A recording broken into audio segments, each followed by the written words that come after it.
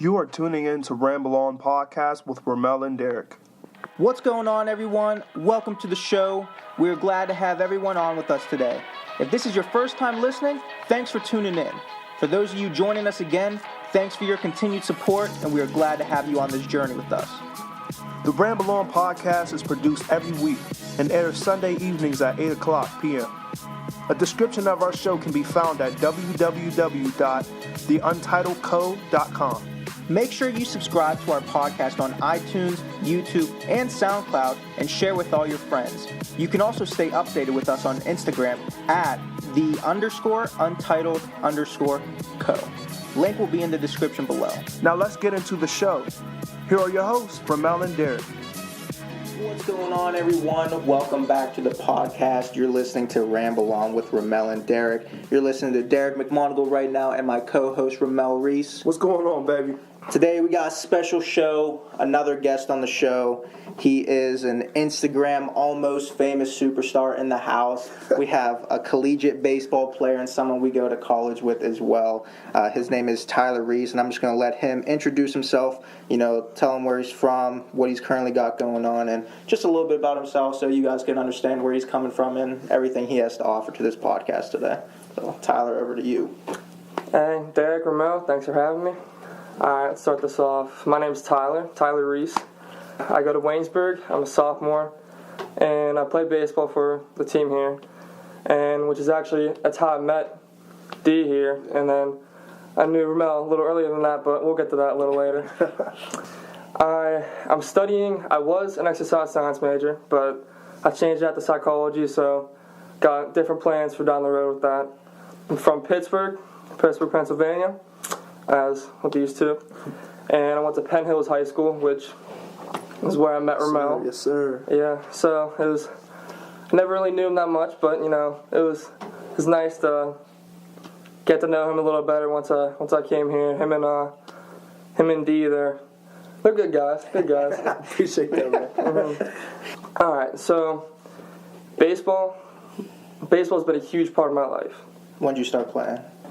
4 years old. 4 years old. 4 years old? So pretty sure. T-ball, huh? Yeah, I mean, you gotta do what you gotta do. Right. I think sports are a huge part of a lot of kids' childhoods, and I feel like a lot of people start out playing sports, and sports can teach you a lot about a lot throughout life, and it can help you, or it can show you that's not really what's for you, and help you with other career paths down the way.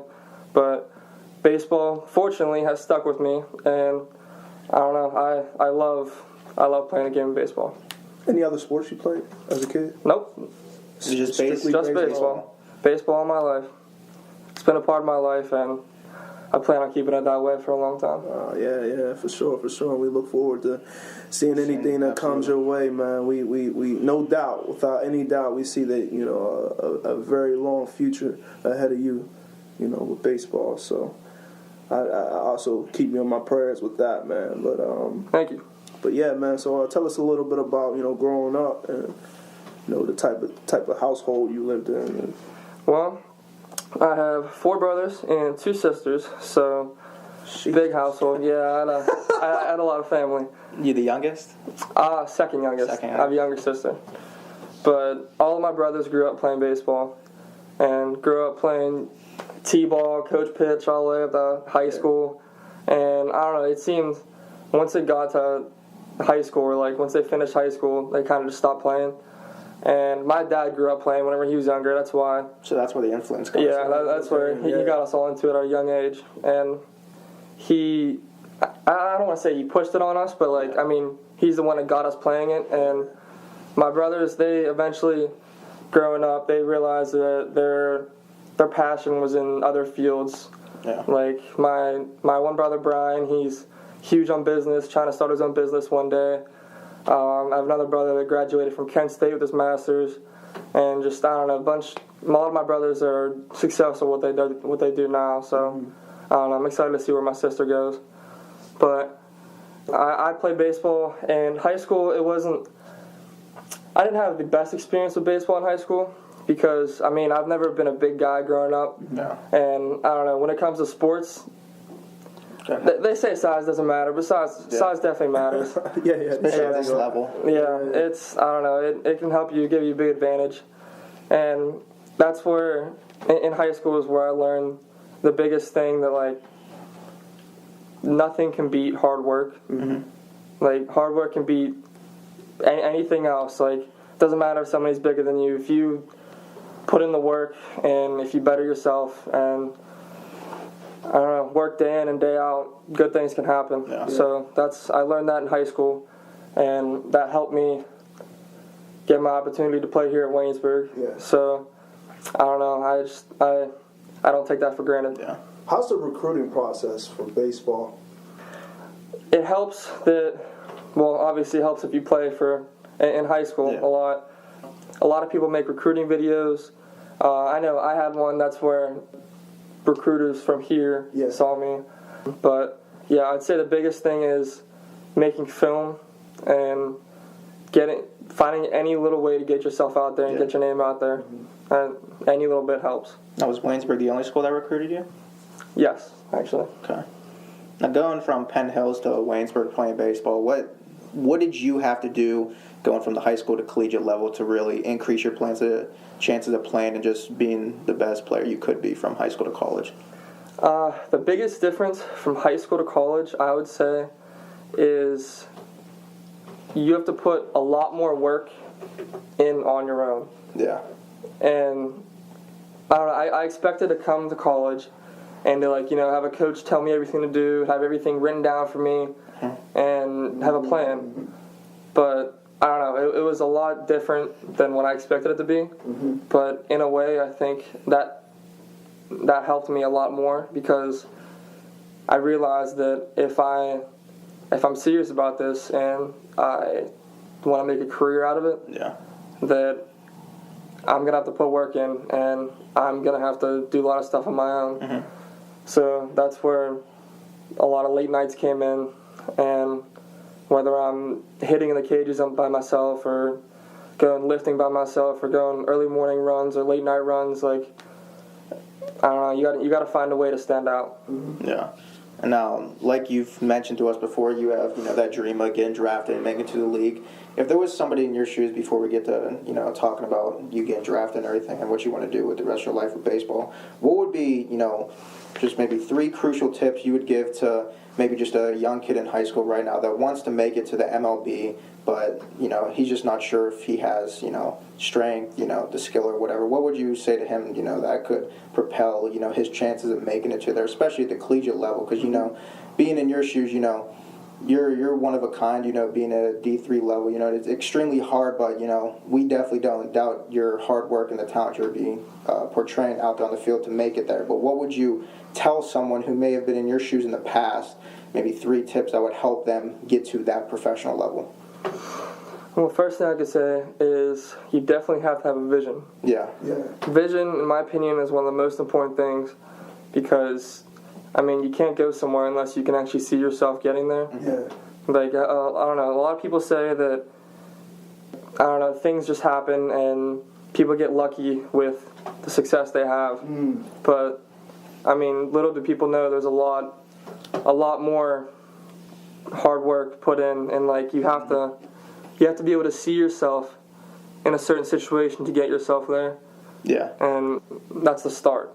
You have to have that vision. Visualize your success. Yeah, I feel you on that, man. And I'm going to cut you off, but yeah, I feel like the issue nowadays is people are too busy, especially teachers, mentors, people who are older than these kids and who have been through it all. I mean, these kids look up to these people, the teachers, the moms, the dads. You understand what I mean?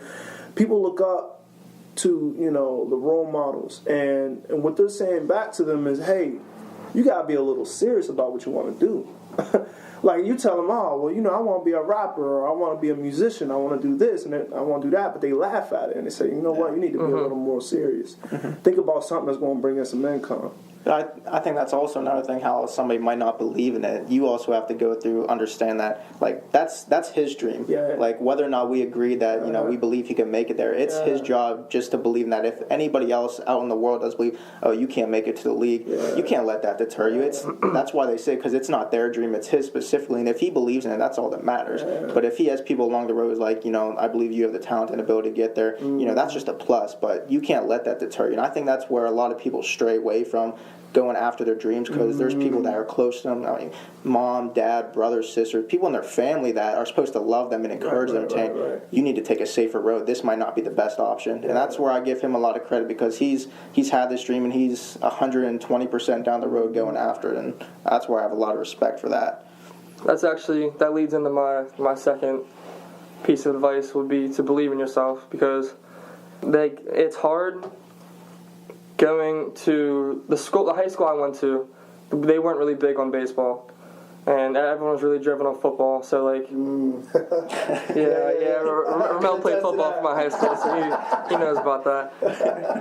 He's like, we put you guys on the back burner. Yeah. It's just one thing's having a vision, but another thing's believing that you can make it there. And in all honesty, no one's gonna put in 150% of their effort into something they don't believe in. So I know my man Derek started his own company, and I mean it starts with a vision, and you got to believe in yourself, because you're the only one, and at the end of the day, you're the only one that this whole thing affects. So find something you love, get that vision, believe in yourself, and go after it every day. Is that your third thing? Is that your third thing? Going after it every day. What's your third thing? I never caught it.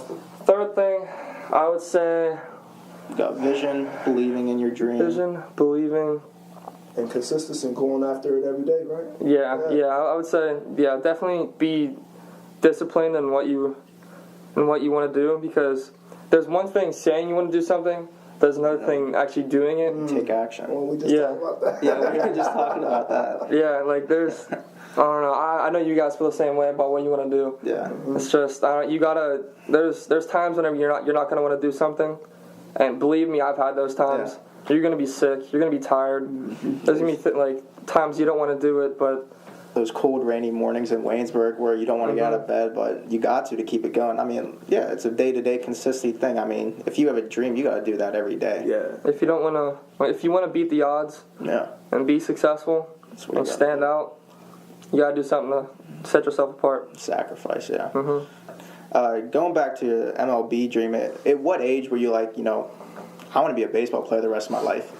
Like, when did you discover that? And was there anybody outside your family? Because I know you said your brothers and your dad and all of them play baseball. Was there anybody outside your family, maybe a coach or someone was like, you could really do something with this, or somebody that encouraged you along the way? As a kid, I feel like I can speak for a lot of kids growing up playing sports. Everyone starts out saying they want to, I want to be an astronaut. I want to go on the moon, whatever. I want to be a president. But there's a lot of kids that grow up playing sports say they want to play that sport.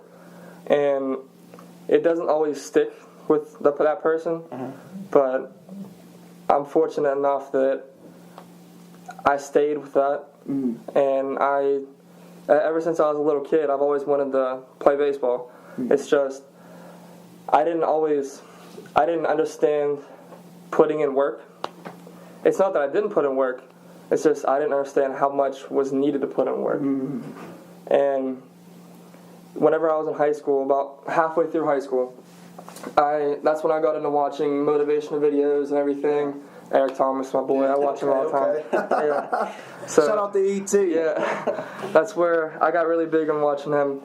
And I don't know, he taught me, he was one of the biggest people that taught me that you got to work for what you want, and not everything comes easy. So, I mean, I've always had the dream of playing baseball, but I never actually took it to action. Yeah, understood what work you had to put in to actually get there. So I really started hitting it hard and going for it, going into my senior year. Yeah. You're well on your way now, though. Putting in that work, and getting ready to get there. Now, what I had to say was, what was that transition like from high school to college? Not only athletically, but academically or relationship-wise with your family, being away from your family, and actually Mentally. Exactly, mentally. Just walk through us the emotion and the times, the experience of actually moving away from home to college to live away from home for school and for athletics. I'm not gonna lie, it's different. Yeah. It was a lot different. I was used to being home, coming home at the end of the day. Yeah. And now I'm going months at a time without seeing my family. It was hard at first. Yeah. There were times whenever, I don't know, you wanted to come back to your room and just talk to your family, get some advice about something. Yeah. But thankfully, you can just shoot them a call and they're always there for you. Yeah. And they help you out whenever. So my family definitely helped me out a lot with the transition because I feel like an adult now. Yeah. You got a lot more responsibility You whenever gotta take care of yourself. Yeah. It's just, I mean, you have a lot more free time at college. It's just how you spend it, which goes along with being disciplined. Yeah. Now, on the topic of talking about, baseball, athletics, and everything, there is a step from high school to college. Physically, you sort of have to get through, like, if you're 150 pounds and you're a small kid, you might not make it in college. You have to definitely get to a higher level weight-wise and strength-wise and everything. And that brings up my next point about, like, what did the steps you have to take to, get to where you are right now, because you've definitely, put in a lot of work and got to a pretty solid place right now, even though you're not satisfied. But definitely, what can you say about the work you've put in that got you to this point, and even your inspirational Instagram page you made as well that showcases all the hard work and you just getting out in there to the public as well? In my opinion, never be satisfied. There's always room for improvement. But talking about my Instagram, there's a lot of opinion on my Instagram and like the stuff that I post on it. But the main reason I started that Instagram was to pretty much like the recruiting process for going to college. Yeah. How you wanna videotape yourself and kind of send it out there or put it on a website so more eyes see you, and I don't know, that luck of the draw, that one chance somebody, like the right person might see you, and then you're put in a good position. So that's... So you were trying to gain that exposure. Yeah, Fitness industry, yeah. That's the whole reason I made that Instagram is, I mean, a couple million people use Instagram, so like that's a lot more eyes that can see you. Yeah, I was getting ready to ask you, why Instagram? Why not Facebook? Why not Twitter? Why not YouTube? Why Instagram? Instagram was like the latest thing that I was using, and like I don't know, that was the only social media app that I actually used at the time. And whenever I came up with that idea of trying to put myself out there, I figured I might as well make another Instagram and dedicate it to showing off my progress and the work I put in, and hopefully the right person sees it. Yeah. Along with like accounts and stuff like that and fitness pages, I mean, there's definitely a lot of love that comes with it, but definitely a lot of hate as well. And Definitely. I mean, from comments or anything, or maybe even just hearing from people on campus, like, you're just doing this to show off. They might not realize that you're actually trying to inspire people, but just like put your face out there and want people to look at you. So what would you say to the hater listening to our podcast right now? Like, it maybe hating on our podcast and what we're talking about. What would you have to say to just the people hating on you and stuff like that, and really just ignoring what they have to say and just focusing on your goal still? Because your purpose is the only one that matters, and you know the purpose behind what you're doing. I would say that everyone does something for a reason, and that your negative opinion may not matter as much as you think it does. Yeah. Maybe fuel to the fire right there, man. Any words that they might have for you, it just strengthens that next workout. And anyone who doubts me motivates me even more. He'll be getting a new max in the gym. Yeah, exactly. They gotta understand, like it's like you just said, you gotta have a vision, man. You understand what I mean? And what you're doing on Instagram is providing the images, the visual of the progress that you're going through. You understand what I mean? That you're experiencing. It's one thing to post a 150 character post about what it is you want to do, or about what it is you're doing right now, or what you have done. But to actually post a picture or post a video, see the saying, "Look, this is what I'm doing, man. What y'all doing right now? This is what I'm doing." You understand what I mean? And it inspires people. People seeing that, it makes them want to get up and do the same exact thing. Once you have that vision, once you have that belief, nobody can stop you. Yeah, and I mean, he just put up a video of him hitting the other day, and I mean, it has 10,000 views. Oh, man. I mean, would you just start this page at the beginning of the semester? Yeah, that surprised me. I definitely did not expect to be getting that much. He had a couple of videos with over 10,000 views on them, and I mean, this is free advertising for anybody who wants to use it, and he just happens to be using it the right way, and has over 10,000 views on it. Yeah, that's 10,000 more people that see me putting in work whenever I'm alone. Exactly, yeah. I mean, you're down in the gym just grinding by yourself, but if you just document that, throw it up on Instagram, that's free advertising. Millions of people can see that and just having got 10,000 views on that. I mean, that's 10,000 new people you don't know. Some of them, you know, you might, but that's a lot of random people that are just liking and watching your video. You never know who sees it. Exactly, and all those 10,000 people have friends they could tell, maybe another coach or something to get your, you know, videos and everything out there as well. Now that we got our eyes on you right now, tell us a little bit about how you got started in the gym. What attracted you in the gym? Well, what age did you get in there? 8th grade. 8th grade? 8th grade. Ramel, I don't know if you remember. Do you remember the fitness team in high school? Yeah. That was I started doing that, and you can't start it until you're in high school. Yeah. But my brothers were on the team, and when I was in 8th grade, and the coach was nice enough to let me practice with them. The first time I actually really touched the weight room. For those of you who don't know, the physical fitness team, that's It's like CrossFit, right? Yeah, like their practices, you meet and work out in a group, and they have competitions, a couple competitions every year. It's like, I mean, you really can't beat it. I mean, you get in shape and have fun with friends. It's nothing better than that. But that's definitely that's what started me going to the weight room. But I went to the weight room then, but I didn't have a goal when I went to the weight room. I kind of just went there and like figured if I'm there and I'm actually lifting, I'm getting stronger. But I didn't have a plan when I went in there.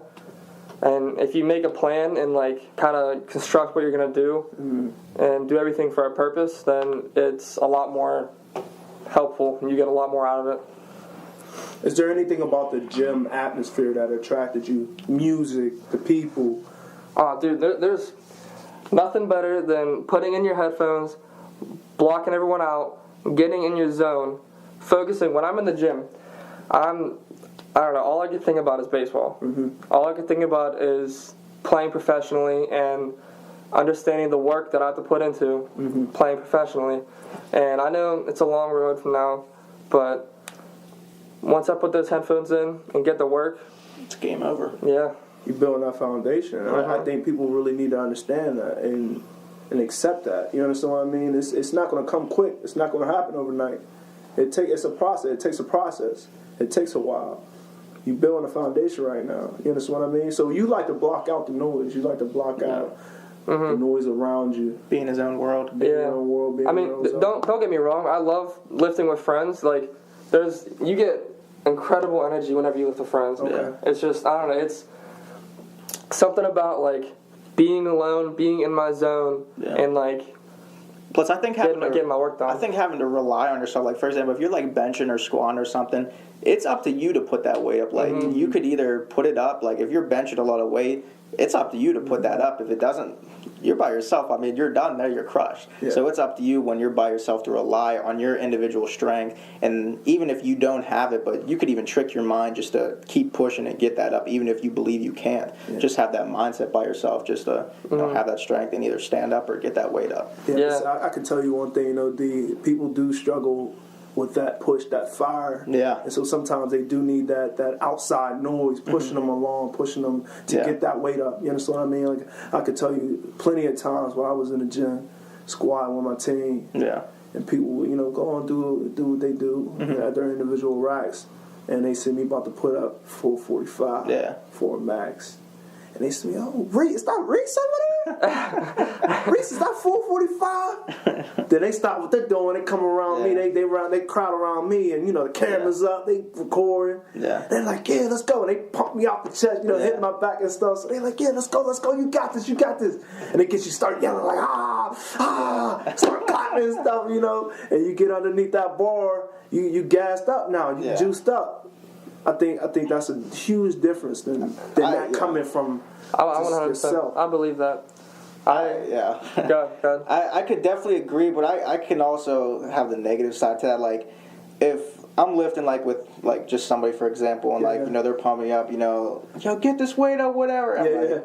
But like I don't like people like come up like grabbing my shoulder, like come on, and like smacking my chest. Like if I'm gonna do that, like typically what I do, like I'll take my headphones out and I'll just be blasting music, and I'll pick a specific song for a specific lift, and like I'll literally just go to the bar and shake it, and I just get in my head, and I literally like whisper to myself like I'm gonna lift this, like I'm gonna put this up, and it's over. What's your routine, Reis? Like how do you get pumped up? Like if you're doing a 1 rep max, like what do you go into that? Say you're 1 rep and squatting today. All right, lifting and like working out, that's definitely like huge on the mental side. Like I say do whatever makes you comfortable, do whatever gives you that extra push. But me personally, if I'm going to set a new like record in the weight room for myself, I just put in my headphones in, and whenever I have that music on, not all the time, like there's times whenever I won't listen to the music, it's just it blocks everyone else out talking around me, and then I talk to myself and pretty much talk myself through it, telling myself that if I want to get to where I want to go, then I have to do this. And that helps me. You're always focusing on your why, your reason, and your purpose. You always keep that in front of you. Being said that, I mean, let's move on to the list of goals. Where do you put those list of goals? Just recently, I made the other day. You can't try and be successful at something without having a plan. So the other day, I was staying up late studying in one building, and I got a little sidetracked from studying because I was thinking about baseball and my future and like how I want to get there. Very serious about it. So I stopped what I was doing when I was studying, ripped out a piece of paper, and I wrote myself a goal list to make a plan. And is that specifically for this year, or like just main, like is it your 2017 goals, or is it like your life goals? Long term. As of right now, it's just this year. Like this is like a day-by-day list.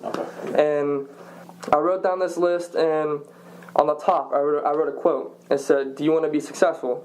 And I said that I have to do everything on that list every single day, and eventually I'll get to where I want to be.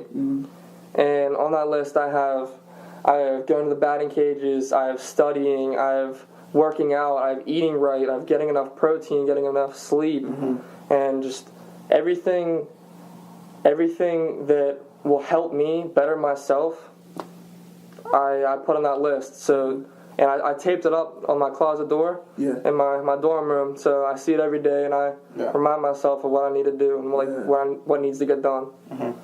That's what's up, man. Where do you put your goals at? Deep. Hey. Where you got your Hey, and this is why I brought this up, because I'm learning.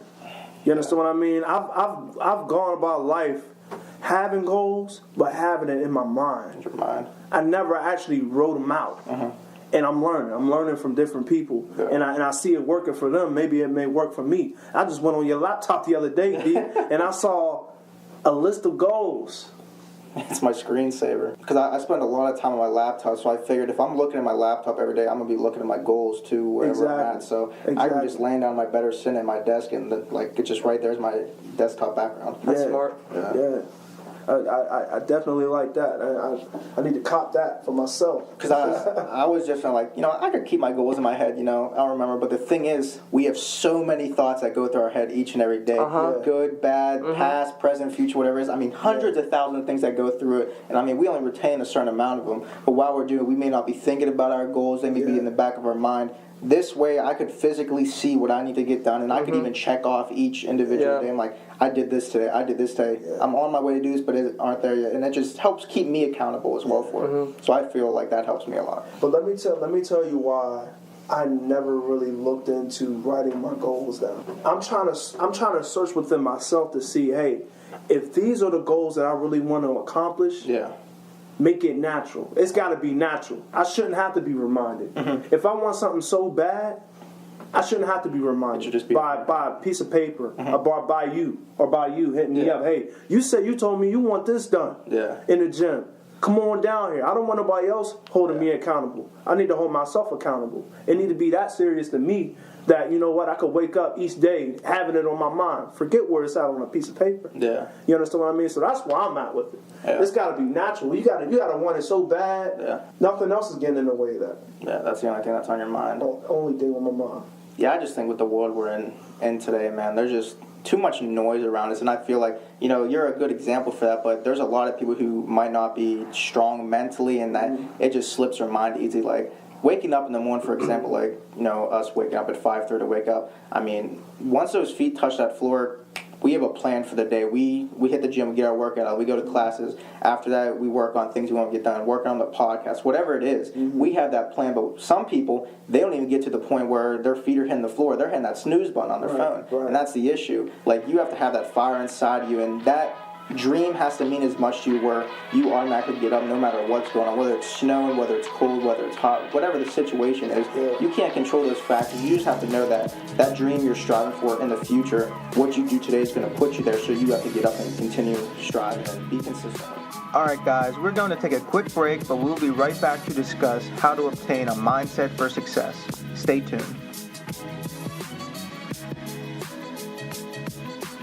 Everyone, you are back with Ramble On. Today on the show, as always, you have myself, Derek, my partner, Reis, and we have a special guest on the show. If you're just tuning in, we have Tyler Reis on the show. How's it going, guys? Just got done talking a little bit about himself and, you know, what he's striving to create in this world, all the great things he's trying to accomplish in his dream of making it to the MLB. We're just digging in a little bit, trying to pick his mind a little bit and see where he kind of got that mindset to go far in his life. So I'm going to let Ramel kick it off. Yeah, I got a question just to start off. Is there a right or wrong way of thinking? Is there a right or wrong mindset? I don't think there is a specific right mindset. Like one specific way? Yeah, I think there's various ways in thinking, and you can succeed in that way. Yeah. But I do think there is a wrong mindset. Like there's a wrong way of there's going a lot of wrong ways. Yeah. like it's either positive or negative. You can have plenty of positive mindsets, but there's always that one wrong, that one negative thing that gets in the way. Yeah. And so I'm thinking of a friend that I had.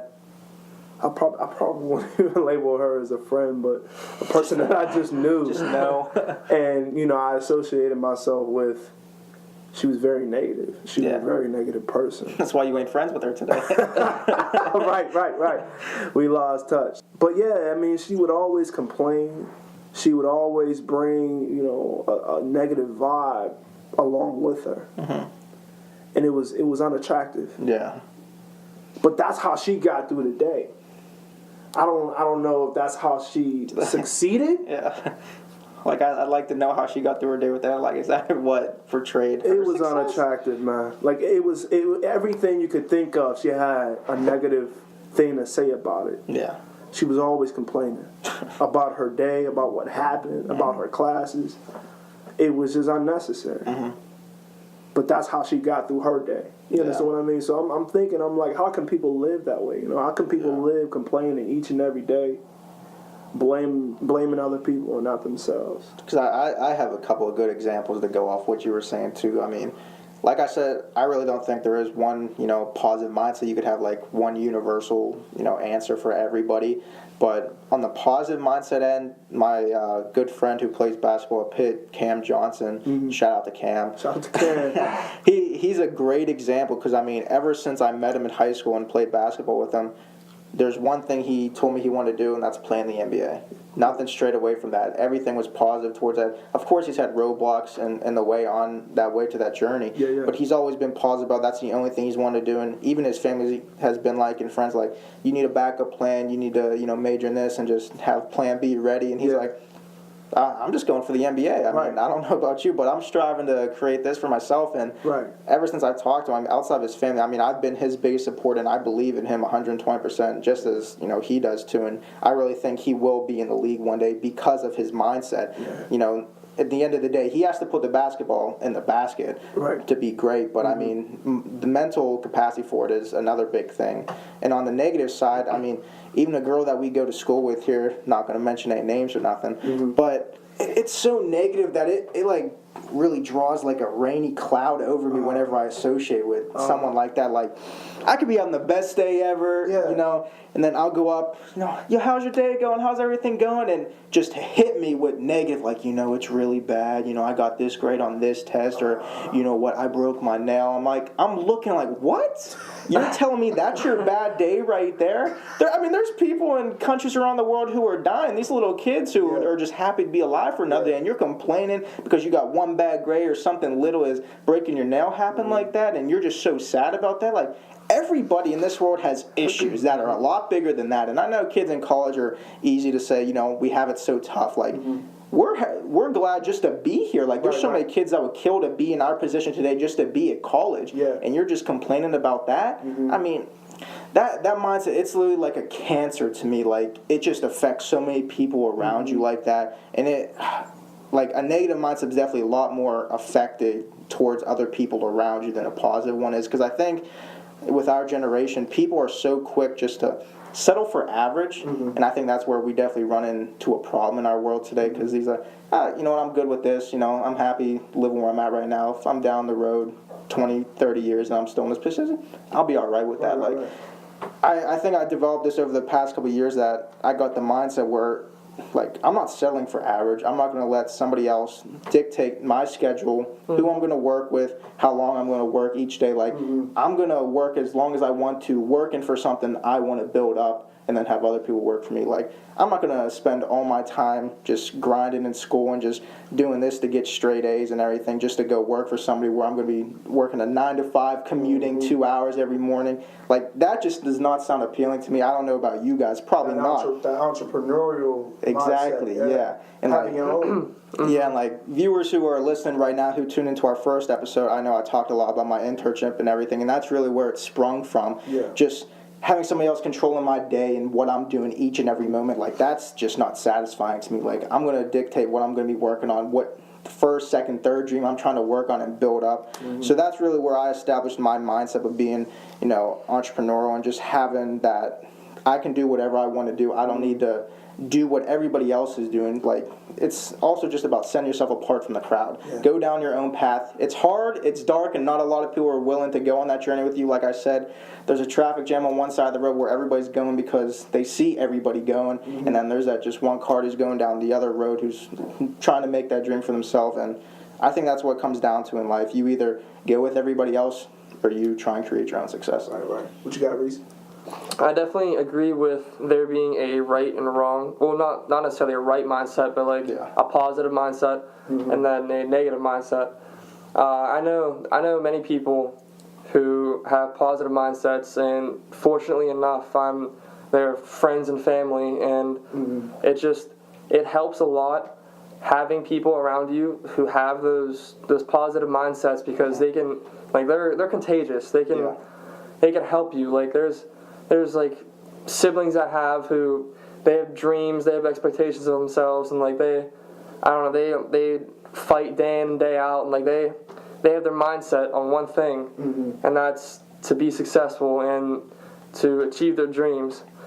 And I don't know, it's contagious, and that kind of, you know, pushed off on me, and now I think the same exact way. I go day in and day out, and like I feel like I'm doing something wrong if I don't do something every single day to like work towards what I want to do, which is why, again, that I mentioned earlier that I made a goals list, because if I'm not doing something every day, then I feel like I'm wasting my time, and I feel like I'm not going to make it to where I want to be. So success requires a certain mindset that it's not impossible to get. It's not like this mindset just isn't given to people. It can be earned, and there's a huge difference of those with and without that mindset. And I strongly suggest working your way to trying to have the right mindset and look forward to each and every day and look through everything in like a positive way and use it as motivation and to work towards what you want to do when you're older. Yeah, I think one of the big problems that like people who struggle establishing their own mindset, or they're like, oh, I can't get through this workout today. I know we were talking about it earlier, but I think one of the biggest things that helps living in the present and getting through each and every day to accomplish your goals is the experience. I don't think enough people enjoy the experience they're currently going through. Like, for example, like us on this podcast right now, like I'm enjoying every single second of it. I'm in this moment Me right too, here, man. right now. Yeah, I'm like enjoying I'm myself, right here absolutely. in this moment. I'm not thinking about what I'm doing tomorrow or what I got planned for the future, or even the podcast we did, last week. My thoughts aren't with that. Right. I'm just here thinking about this right now, what we're talking about, and really just focusing on this. Yeah. Same thing with the weight room. If I'm in the weight room, you best not come near me with some trash. Like, don't talk to me about politics. Don't talk to me about race or nothing like that. If you got something about weights and pushing some heavy weight, come on into my circle and talk to me. But don't bring any outside garbage into my life while I'm trying to focus on what I'm currently focusing on. Yeah. And I think just really living in that moment, enjoying the experience is really crucial to really freeing your mind and getting anything that's in your head that's like trash. Like basically just taking out the trash in your mind, I think will free you to having an open mind and a great positive mindset. Yeah, it's just like you said earlier. It's very cancerous to have those type of people around. Like you said, you're in your zone. You got it all figured out, but that person doesn't. Yeah. And they come around and they're bringing their baggage with you. And I know that's one thing that I learned from Coach Shepard's daughter, Maria Shepard, and she said something about having baggage and just when you're walking into a place where you're very passionate about anything that you have a dream about, anything that you're trying to accomplish out of the day, do not bring your baggage with you. Drop the baggage. I'm talking your mom upset you today. I'm talking your girl is arguing with you today. I'm talking about a test coming up next week. I'm talking about just so much stress that may be on your mind. Just drop it. Yeah.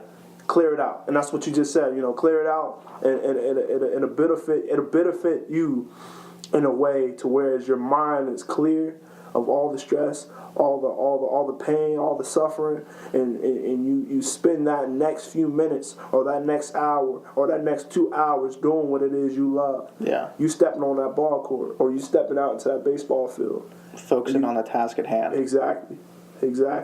And I think what influenced you?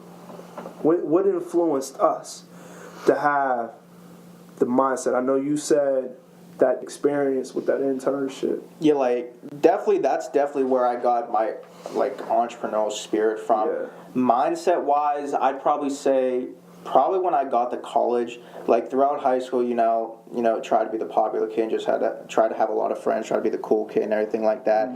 And once I got to be 18 and was entering my first year of college and everything, I realized how many people I stopped talking to and how many people stopped talking to me. I'd be texting everybody on my phone holidays Thanksgiving, Christmas and stuff. Yeah.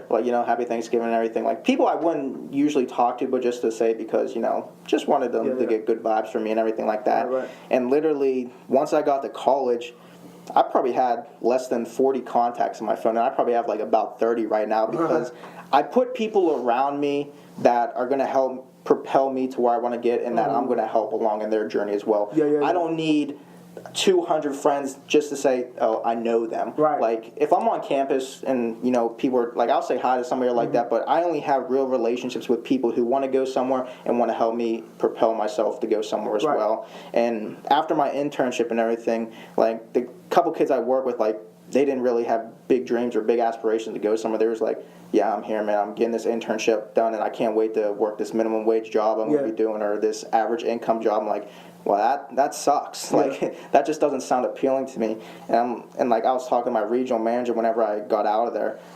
She was like, what are you going to do? What are you going to do without this? What are you going to do without my recommendation for a job or something? I'm going to build something on my own. And I was out from there. And from that point on, I started planning the Untitled company, made it happen, and got together with you. We started talking about the podcast. Yeah. Let's make it happen. Made it happen. It's about having a plan, setting goals, and putting that plan into action. Right. That's it, and that's how I've established my mindset. Obviously I've had, motivational videos and stuff I would watch that would just remind me of certain things I need to do to keep this mindset. Yeah. But I really, truly believe that I established it, on my own and really just cleared my mind and really knew where I was going and visualized it, and that's what helped me establish my mindset. It just popped right back up into my mind. The thing I was going to say earlier, is it in our genes to be entrepreneurs? Or do you have to go and fish for it? You understand what I mean? I'd have to say it's in our genes. Genes. There are some people who are just born to be entrepreneurs. I think there are people that hate jobs they're working and everything that want to be entrepreneurs. They can make that happen, but the true-blooded born with it entrepreneurs, I think that just comes straight from genes. And I feel like I kind of did that all throughout my life. Like when I was a kid and everything, I'd be going ask people to cut grass, snow blow. I'd be having lemonade stands. Freshman year in college with my roommate Kendall Page. Shout out to Kendall. But we started a panini business. I remember, bro. KD sandwiches. KD sandwiches, man. We just had the small panini maker. Probably spent $30 on it. Just got some lunch meat and everything in the dorm, and we were going around handing out samples in the hallway and everything. And the next thing we know, we're putting down $100, $200 a night just shooting sandwiches out. We ran out of inventory. We ran out of all our food. We had nothing to eat ourselves. But just seeing that though, if you find a problem, you have a solution, and you see the demand for that, you have something right there. Right. And I think a lot of people try making it so difficult as entrepreneurs. They're like, what product do I have to make? What do I have to invent to get to where that person is? That's where you're wrong. You're not supposed to, it's good to look up, Bill Gates, all these people who have done great things and created these big companies and everything.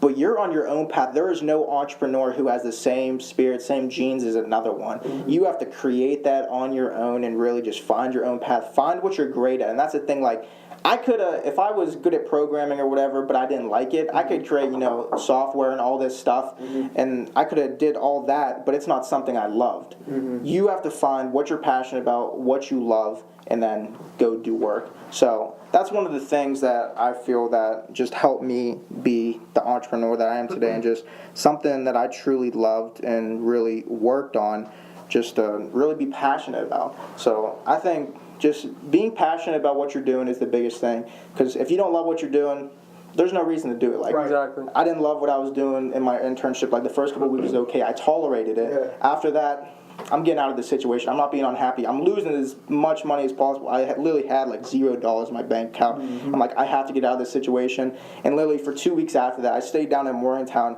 and I'm I need to get as much money as possible while I'm down here still. So I went with my buddy, and we literally just went to places, did landscaping, helped renovate houses and stuff, and just got enough money to scrap up for the rest of the summer. Yeah. And I got back, and I'm I never want to do something like that again. There's no way I'm letting someone dictate my schedule from 7 in the morning to 7 at night. Mm-hmm. That's just not going to work for me. And just to maintain. You're not even given a chance to grow. You're not even given a chance to get that money and invest in it. Invest in yourself. Invest in your future. You're just getting money to maintain. You're getting money to pay bills. I had barely enough money to live. Yeah, that's literally all it had.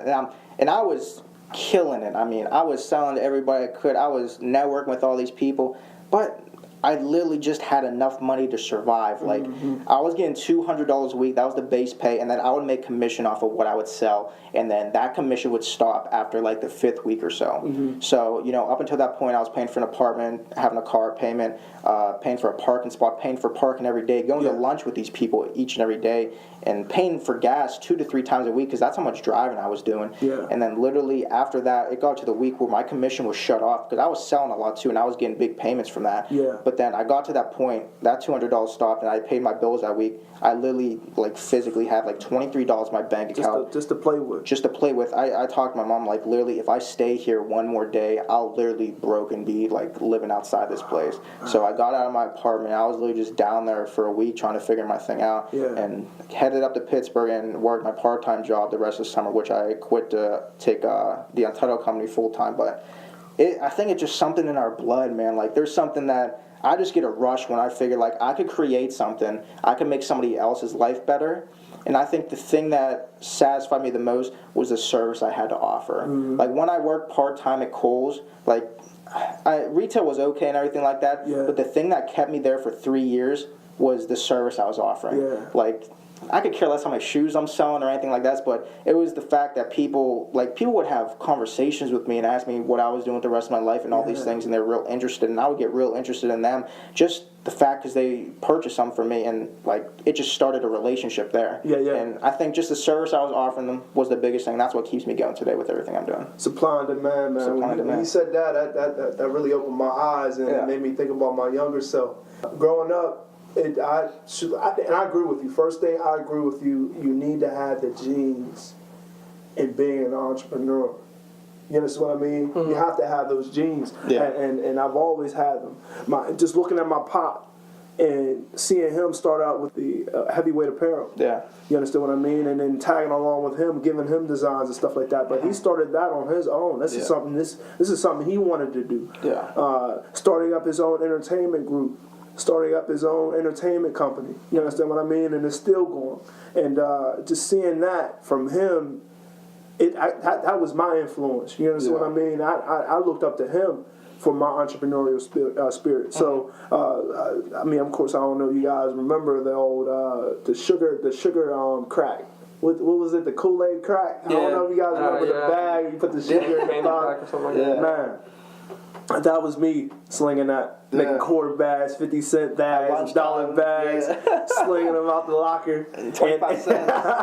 And then I realized that it was illegal and that it was and that it was unhealthy. I was a kid, man. I didn't know any better, but it was just that hustle, man. Not just for the money, but supplying what what people needed. Exactly. You know what I mean? And so even going up into middle school and high school, this is when we started to get the MP3 players and the iPods. You understand what I mean? People were in need of the way to download music. And I was that guy. I was that guy for them. Burn some discs. They were like, yo, I heard this new mixtape that just came out, but I can't find a way to get it. Can you help me? I said, look, I got you. I had I had the whole setup on my computer, man. I had the website so I can go and download this music. Slinging the tracks. and mainly all like the music, all the old music that they wanted, I had already. I had, you know. And so I was able to put that on the MP3 player. I was able to put that on their iPods for money. You know, you understand what I mean? Hey, give me a quick $10 and I'll put as many songs as you want on your iPod. And they would come back to me, even with 2 or 3 more iPods from different people, and that's how I expanded. People knew me for the mixtape man, for the music man. You know what I mean? Like people were like, yo, like yeah, man, I like what you got going on until people began to realize, you know, all right, well, I know these websites. Let me start doing this on my own. I don't have to pay for this. But that's the thing. You got to evolve as an entrepreneur too. Like you see that happen, you got to find a new thing. Exactly. But I do agree that I think supply and demand is probably one of the biggest things. If you want to be an entrepreneur, like I could love basketball, whatever. If I wanted to start up, you know, just a basketball specific store, that wouldn't be smart for me. Like, I mean, there's only a certain amount of basketball players, and like obviously there's a lot more sporting goods stores and bigger ones than Derek's small basketball store. But I mean, like that just won't be a smart move. Like you have to ask people. I think the biggest thing is asking people what they want. You find out what they want, you create that. There are only so many certain things you could do as an entrepreneur that are like universally loved, that will be alive and well for a long time. But if you want to specifically hone in on something, ask the people what they want, create it, do it better than somebody else, and have something special and unique about it. And I think you could go anywhere if you put in the work and have a vision for it. What you got, Reis? You got anything about entrepreneurship? I mean, I don't have any entrepreneurship stories, but I do, because like I said, my brother is an entrepreneur. And like I can see the struggles that he goes through, trying to make a name for himself and trying to make money. And like, I mean, there are a lot of like you're gonna go through some rough times being an entrepreneur. It's hard. It's difficult. And I don't know, but like all I can tell everyone listening is that going through the rough times only builds towards your character and like builds towards that positive mindset, and keep making yourself look forward to being successful, or making yourself look forward to, I don't know, selling a product, or just making that extra money. And your mindset can change a lot about the way your life pans out. And being an entrepreneur, that's one example of like having the right mindset, because any successful entrepreneur, they'll tell you that like you have to stay positive, you have to look forward to the future, you have to keep that vision, and you have to believe in yourself and trust the process, because do anything. It doesn't start out sweet. It doesn't start out sweet. It doesn't start out with $1 million. It doesn't start out with $1 billion. No. You're not going to start out with achieving your goals right at that moment. You understand what I mean? You're not going to start out good, man. Yeah. It's going to be ugly, and people need to understand that it's a process. It's a process. Of course, it's going to be ugly, because you have no experience. Yeah. You understand what I mean? You get into the field of the business that you're trying to launch, but you have no experience. You understand what I mean? You haven't gone through the years of trying to get sales, of trying to attract people, of trying to gain clients, trying to gain customers. You understand what I mean? Of trying to provide that service to as many people as you want, or as many people as you have set, as a goal. It's not going to come overnight. So it's going to be painful. It's going to be hard to get through. But best believe it's coming. Yeah. It's coming. I think one of the biggest things with it too, which kind of helped me, was finding a mentor.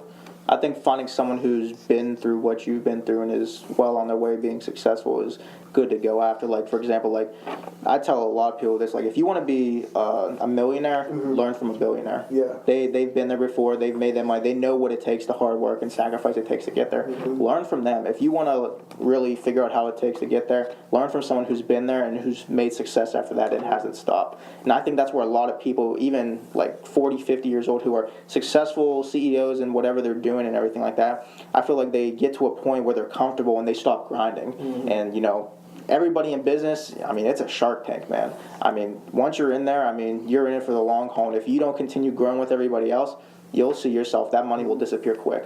Because, I mean, they'll be spending on jets, boats, cars, all this stuff, and that money will disappear fast. But I think that's one of the biggest things. Find a mentor and somebody you could learn from, and just keep learning from people. Network with others. Find out what, just pick people's brains and really find out what it took for them to get there. Necessarily, it's going to be the same journey for you, but you could learn and, be on the lookout for what's ahead for that as well. I mean, looking at somebody who is doing better than you, has it all, so what I mean, in comparison to you, I feel like that discourages a lot of people. Yeah. Being honest with themselves, being truthful to themselves and saying, you know what, this is where I am. Yeah. But this is where this person is. They hate to compare and contrast. You understand what I mean? They hate to stand next to that person. Yeah, they feel so small in there. Yeah. You understand what I mean? And feel so inferior. Exactly. Yeah. So I wonder why people feel that way. Like, why feel that way? You got to be honest. Yeah. At the end of the day, you got to face yourself and be truthful to yourself. This is where I am. You understand what I mean? These are the habits that I have. This is where I'm trying to go. Yeah. This is where I'm trying to be. How else are you going to learn? I mean, you can learn from experience, but you're scared to go through the process anyway. Exactly, yeah. So why not talk to somebody who's been through that? Yeah. To help give you advice, to help give you tips, to help not only tell you boom, boom, boom, boom, boom, but help you along the way. You understand what I mean? Not discourage you, but encourage you. Yeah. You understand what I mean? I think it can also go the other way too. Like, I feel like you should learn from people who are a lot more successful for you, and I think you should also learn from people who aren't doing anything from their lives. Yeah. like a lot of people listen to this might be confused why I say that. I say you should learn from both successful people and people who want to be average or don't want to be successful because it shows you what you don't want to do. It shows you what you need to stay away from, the people you need to stay from. What you like and dislike, yeah. Exactly. So you're right there in the middle. Learn from the people who aren't doing anything. Learn what they're doing. Don't do that. See the people who are successful. Learn to do what they're doing. So I think that's another big thing. But before we close out this segment, I just want to go around the table and kind of get everybody's thoughts on striving for a dream or even wanting to be an entrepreneur. What do you think, either a word or a phrase that you guys might have? What is one tip from you guys that you would think is crucial to either striving for a dream or being an entrepreneur? What do you think is crucial to do that? I'll give you my opinion on what I think. One of the biggest things I think to either be an entrepreneur or strive for a dream you're chasing and something big, I think you have to not be afraid to change the world. Like, I feel like there's a lot of people who think they can't change the world, and I think that's a bad mindset. Like, you have to realize, like, you're powerful. Us as human beings, we have a lot to offer, whether or not people understand that or not, and it comes in having the right mindset to really understand that, but we have to not be afraid of having the ability to change the world. Because all of us sitting here and all of our viewers who have a great mindset at this point, we all have the ability to change this world. Yeah. If there's something we want to do, I feel like we can affect as many people as possible and just light this world on fire. When you said that, I thought of a quote, man. Yeah, right off the top of your head? Shoot for the moon. Even if you miss, you'll land amongst the stars. Yeah. I love that quote. Shoot for the moon, man. Another thing, you only got one life. You only have one life to live. It could end any time. We talk about this so much too. People, they take it for granted. Like, we could literally be talking right now. We could walk out this door and something could happen, and nobody knows. Like, it could literally end in an instant, and people don't live. They live for another day. Like, they're already given that. Like, you have no idea until you wake up or don't wake up the next day. And so live it to the fullest. And the thing with being an entrepreneur, my favorite definition of an entrepreneur is somebody who jumps off a cliff and builds a plane on the way down. I think that's true. That's truly what an entrepreneur is. Someone who jumps off a cliff and builds a plane on the way down. That's the type of mindset you need to be successful. To be an entrepreneur, specifically. Yeah, I never heard of that. I never heard that either. Yeah, to jump off a cliff and build a plane down. I like that. Down. That's what a true entrepreneur is and does. Whenever they're given something simple, they do something with it and are creative with it. Yeah. What you got, Reis? You made me think of a quote. Look at that. I was going to use it later, but I already had it pulled up on my phone, honestly. Yeah. It is by Steve Jobs. He said, "The ones who are crazy enough to think they can change the world are the ones that actually do." Exactly. So that means there's going to be people who are going to say you can't do something, and there are going to be people who don't believe in what you believe. Yeah. But you got to remember one thing. They don't have that vision that you have. They don't have that drive, that passion about what you like, what you love, what you want to do. They don't have the same fire, the same feeling that you have towards it. So, if you believe that you can change the world, you're already halfway there. You are listening to Ramble On with Roomel and Derek, but we are going to take a quick break. Stay tuned for our motivational minute.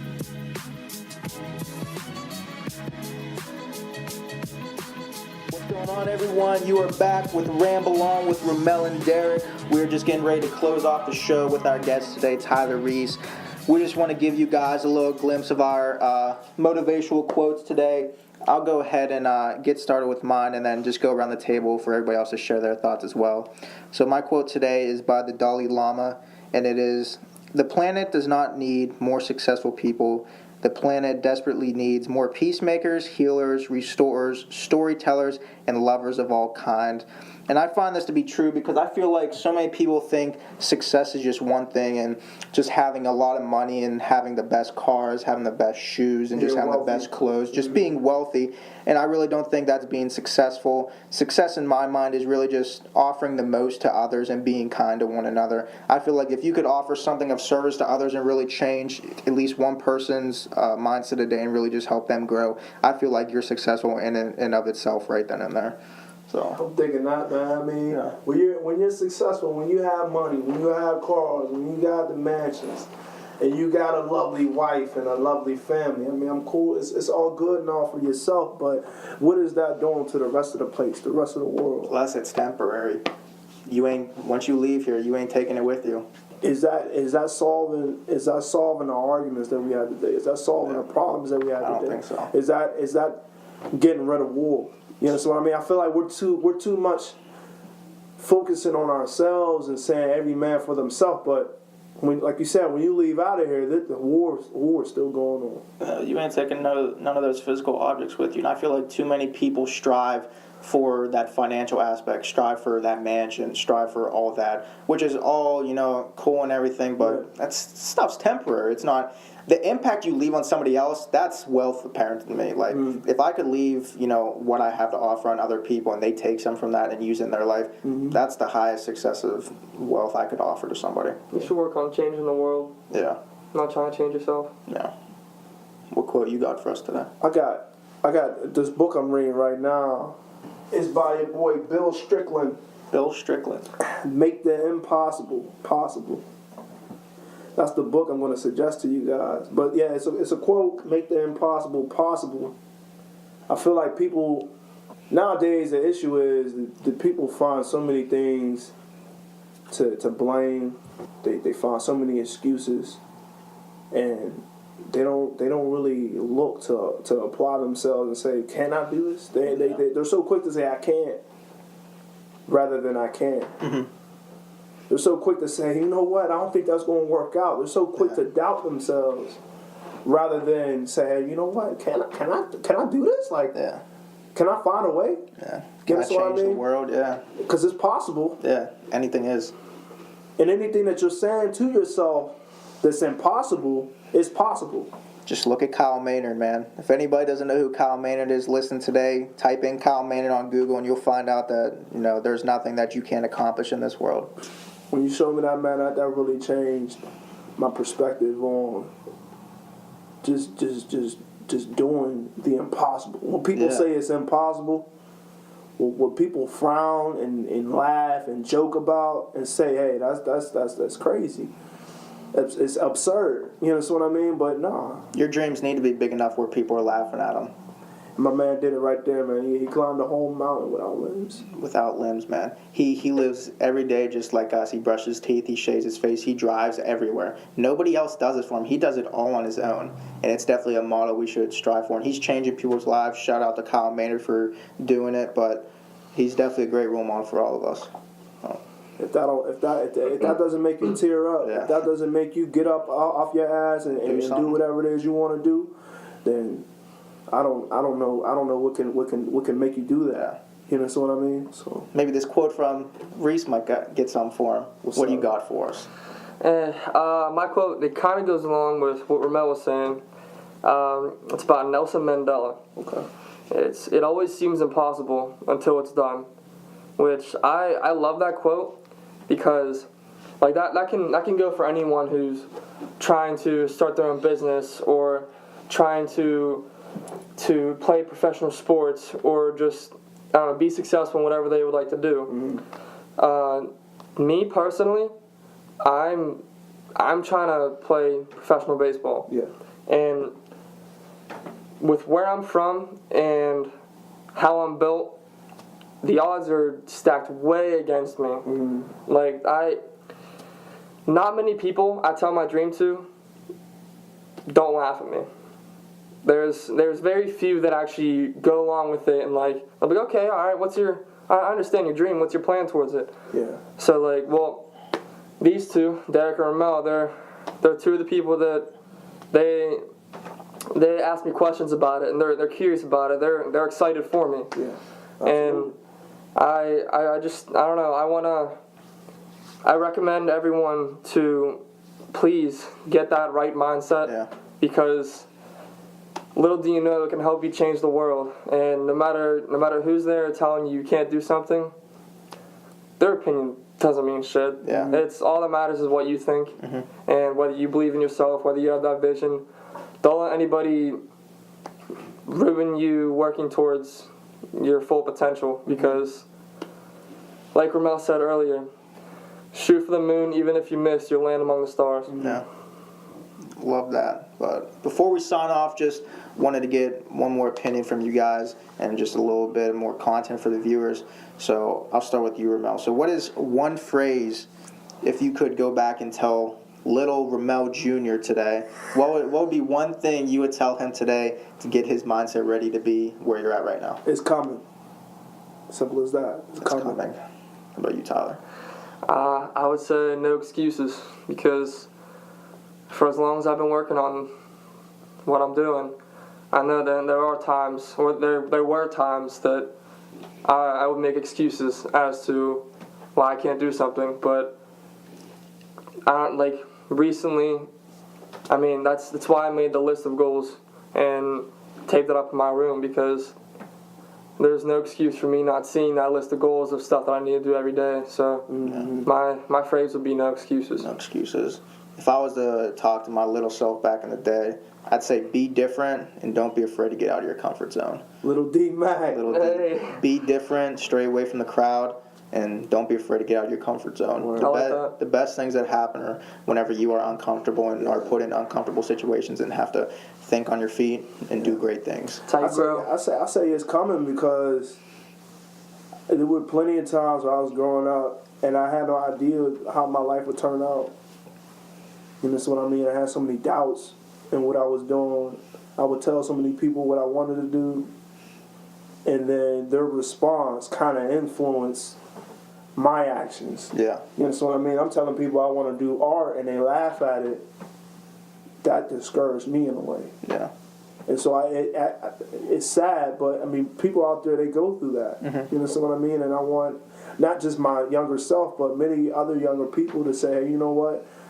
Listen, it's coming. If you love art, or you love music, or some people are saying that doesn't make money, go for it. There you guys have it. You know, a lot of content from us today. I hope you guys enjoyed the show. I hope you enjoyed having Tyler on. I know we definitely enjoyed having his input on the show today. Absolutely.